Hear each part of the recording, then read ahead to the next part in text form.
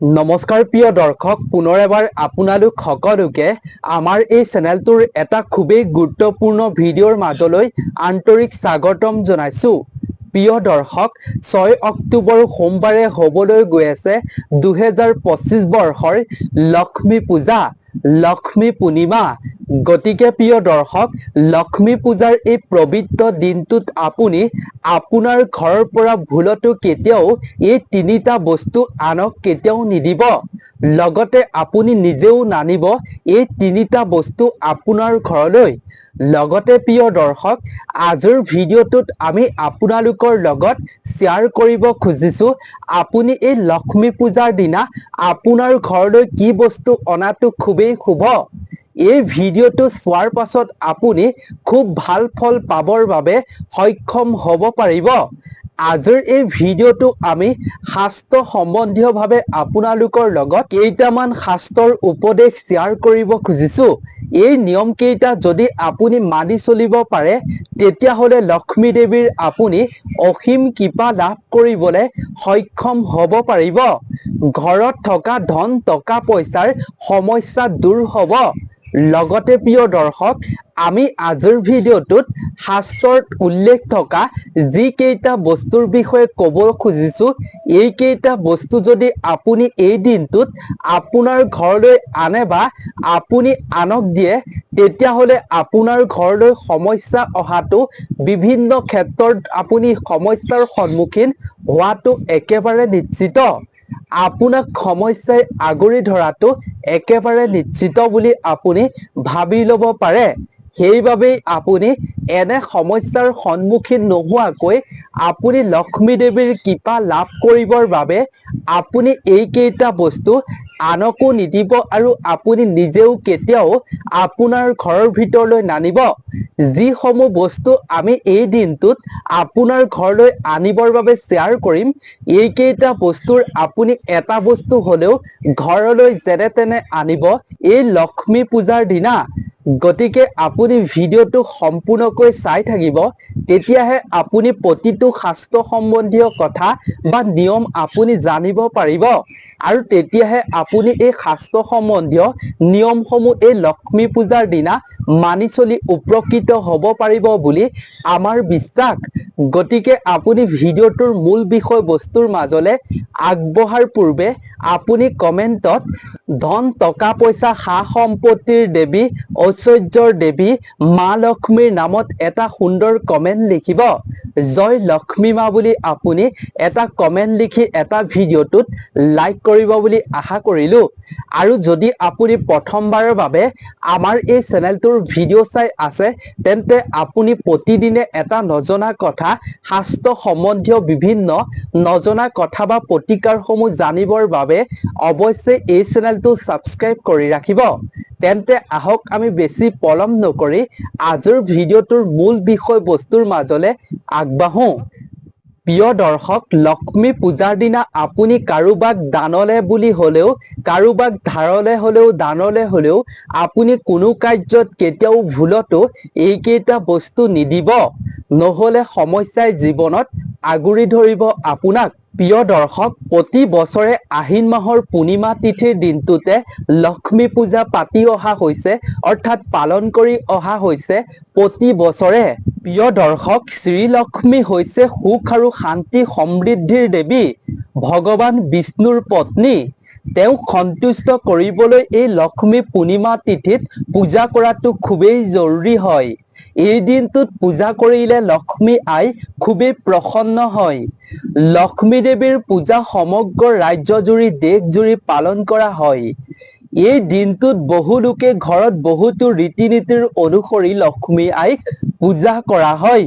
প্ৰিয় দৰ্শক, বহু লোকে এই দিনটোত লক্ষ্মী দেৱীৰ ফটোৰ মূৰ্তি আনি পূজা অৰ্চনা কৰে আৰু বহু লোকে এই দিনটোত ঘট পূজা কৰা হয়। কিন্তু প্ৰিয় দৰ্শক, যিয়েই নকৰক কিয় আপুনি লক্ষ্মী পূজাৰ দিনা আপুনি এই নিয়মসমূহ অনুকৰণ কৰিবলৈ কেতিয়াও পাহৰিব নালাগে।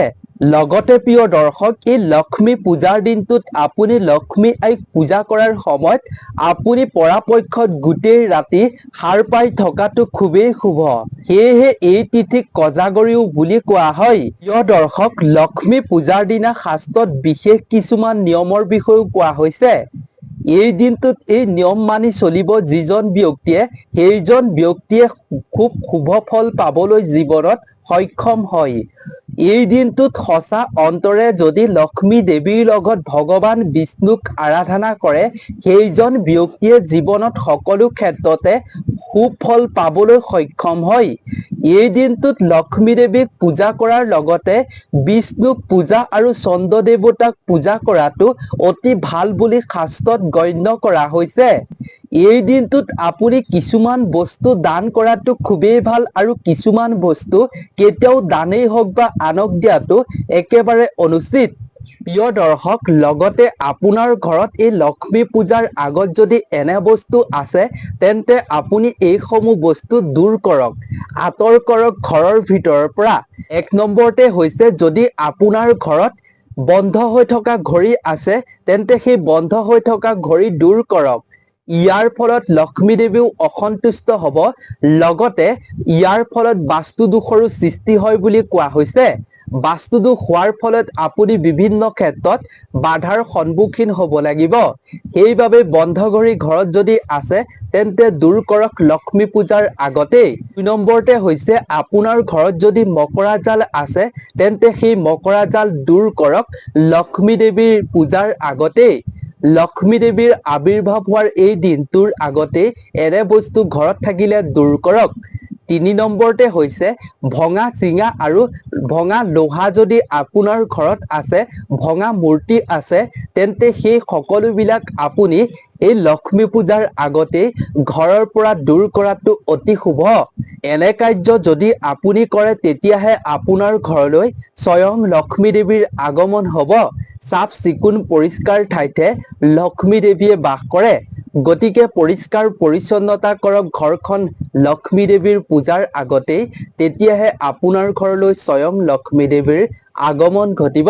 প্ৰিয় দৰ্শক এতিয়া আপোনালোকক জনাব খুজিছো আপুনি লক্ষ্মী পূজাৰ দিনা আপোনাৰ ঘৰলৈ কি বস্তু অনাটো খুবেই শুভ। তাৰ পাছত আমি জনাম আপোনালোকক আপুনি কি বস্তু আনক ধাৰলৈ বা দানলৈ কি বস্তু কেতিয়াও দিব নালাগে আৰু নিজেও কেতিয়াও আনিব নালাগে আনৰ পৰা।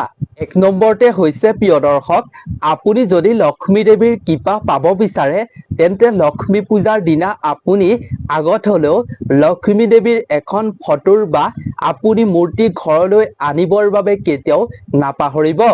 আৰু আপুনি সেই ফটোখন আনি লক্ষ্মী পূজাৰ দিনা ভক্তি সহকাৰে আপুনি মা লক্ষ্মীক আৰাধনা কৰিব ফটোৰ বা মূৰ্তিখনৰ সন্মুখত। ২ নম্বৰতে হৈছে প্ৰিয় দৰ্শক আপুনি লক্ষ্মী দেৱীৰ প্ৰিয় ফুল আনিব পাৰে আপোনাৰ ঘৰলৈ। লক্ষ্মী দেৱীৰ প্ৰিয় ফুল হৈছে পদুম ফুল, গতিকে আপুনি পদ্ম ফুল আনি লক্ষ্মী দেৱীৰ পূজাৰ দিনটোত নিবেদন অৰ্থাৎ অৰ্পণ কৰিব পাৰে মাৰ চৰণত। আপুনি যদি এই কাৰ্য কৰে তেতিয়াহ'লে আপোনাৰ মন পবিত্ৰ হ'ব আৰু ইতিবাচক শক্তি আপোনাৰ মনলৈ আকৰ্ষিত হ'ব। লগতে প্ৰিয় দৰ্শক আপুনি এই দিনটোত ধান চাউল আৰু বস্ত্ৰ আপুনি মাৰ চৰণত অৰ্পণ কৰাটো খুবেই শুভ।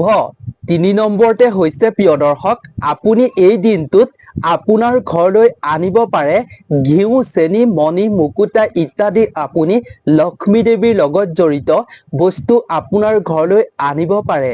লগতে আপুনি কৰিও ঘৰলৈ আনিব পাৰে আৰু সেই কৰি আপুনি পূজাৰ শেষত আপোনাৰ ধন থোৱা ঠাইত আপুনি এখন হালধীয়া কাপোৰত বান্ধি লৈ আপুনি ৰাখিব পাৰে। ইয়াৰ ফলত ধন আকৰ্ষিত হ'ব আপোনাৰ ঘৰলৈ। ৪ নম্বৰতে হৈছে প্ৰিয় দৰ্শক আপুনি এই লক্ষ্মী পূজাৰ দিনটোত আপোনাৰ ঘৰলৈ আনিব পাৰে ঘুমতি চক্ৰ। ঘুমতি চক্ৰ আনি আপুনি লক্ষ্মী দেৱীৰ ফটোৰ বা মূৰ্তিৰ সন্মুখত ৰাখিব পাৰে। ইয়াৰ দ্বাৰা লক্ষ্মী দেৱী খুবেই তুষ্ট হয় বুলি কোৱা হৈছে শাস্ত্ৰত। লগতে প্ৰিয় দৰ্শক শাস্ত্ৰত বিশ্বাস কৰা হৈছে যে আপুনি লক্ষ্মী পূজাৰ দিনা ঘৰৰ দৰ্জা খিৰিকী আপুনি খোলা কৰি ৰাখিব বন্ধ কৰি ভুলতো কেতিয়াও নাৰাখিব। তেনে কাৰ্যত লক্ষ্মী দেৱী আপোনাৰ ঘৰলৈ আগমন হলেও পুনৰ গুচি যাব। সেইবাবেই আপুনি পোহৰ কৰি ৰাখিব, মুখ্য দুৱাৰ খোলা ৰাখিব, দৰ্জা খিৰিকী আপুনি ভুলতো বন্ধ নকৰিব। প্ৰিয় দৰ্শক, আপুনি এই লক্ষ্মী পূজাৰ দিনা অন্ন বস্ত্ৰ দান কৰিব পাৰিলে আপোনাৰ ঘৰলৈ আহিব সুখ আৰু সমৃদ্ধি।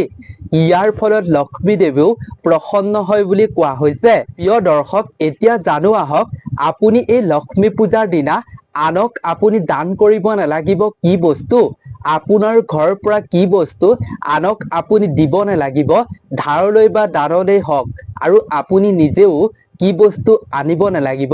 আহক তাৰ বিষয়ে আমি সুন্দৰভাৱে জানি লওঁ। 1 নম্বৰতে হৈছে প্ৰিয় দৰ্শক, লক্ষ্মী পূজাৰ দিনা আপোনাৰ ঘৰৰ ভিতৰৰ পৰা বা আপুনি কিনি আনি হলেও আপুনি কাকো কেতিয়াও ঘৰৰ ভিতৰৰ পৰা নিমখ দান নকৰিব, কাকো কেতিয়াও নিমখ নিদিব। আমাৰ হিন্দু ধৰ্মত নিমখক নেতিবাচক শক্তিৰ প্ৰতীক বুলি গণ্য কৰা হয়। গতিকে এই দিনটোত আপুনি নিমখ আনক দিলে বা দানলৈ হলেও দিলে বা আপুনি নিজে কিনি আনিলেও আপুনি সমস্যাৰ সন্মুখীন হ'ব লাগিব। 2 নম্বৰতে হৈছে আপুনি এই লক্ষ্মী পূজাৰ দিনা দৈ ভুলতো আপুনি দান নকৰিব, কাকো কেতিয়াও নিদিব দৈ, আৰু আপুনি নিজেও ঘৰলৈ এই দিনটোত দৈ নানিব। এনে কাৰ্য কৰিলে আপোনাৰ জীৱনত সমস্যাৰ সৃষ্টি হয় বুলি কোৱা হৈছে শাস্ত্ৰত। সেইবাবে আপুনি এনে বস্তু ক্ৰয়ো নকৰিব, আনকো নিদিব। 3 নম্বৰতে হৈছে আপুনি এই দিনটোত লোহাৰৰ সামগ্ৰী দান নকৰিব, আৰু ঘৰলৈ আপুনি ক্ৰয় কৰি নানিব লোহাৰৰ সামগ্ৰী। প্ৰিয় দৰ্শক, লোহাৰৰ যিকোনো বস্তুৱেই হওক, সেয়া লাগিলে লোহাৰৰ শিকলিয়ে হওক বা তৰা চাবিয়ে হওক, অন্যান্য যিকোনো বস্তুৱেই হওক, আপুনি মুঠৰ ওপৰত কাকো কেতিয়াও নিদিব, দানলৈ হওক বা এনেই হলেও ধাৰলৈ হলেও নিদিব, আৰু নিজেও কেতিয়াও ক্ৰয় কৰি নানিব। 4 নম্বৰতে হৈছে লক্ষ্মী দেৱীক পূজা কৰাৰ সময়ত আপুনি যিসমূহ বস্তু পূজাত ব্যৱহাৰ কৰিব, সেইসমূহ বস্তু আপুনি আনক নিদিব। বিশেষকৈ শাস্ত্ৰত জুই চোলাটো ব্যৱহাৰ কৰা, সেই জুই চোলাটো আনক দিয়াটো উচিত নহয় বুলি কোৱা হৈছে। শাস্ত্ৰত বিশ্বাস কৰা হৈছে এনে বস্তু আপুনি দিলে বিপদৰ সন্মুখীন, সমস্যাৰ সন্মুখীন হোৱাটো আপুনি একেবাৰে নিশ্চিত।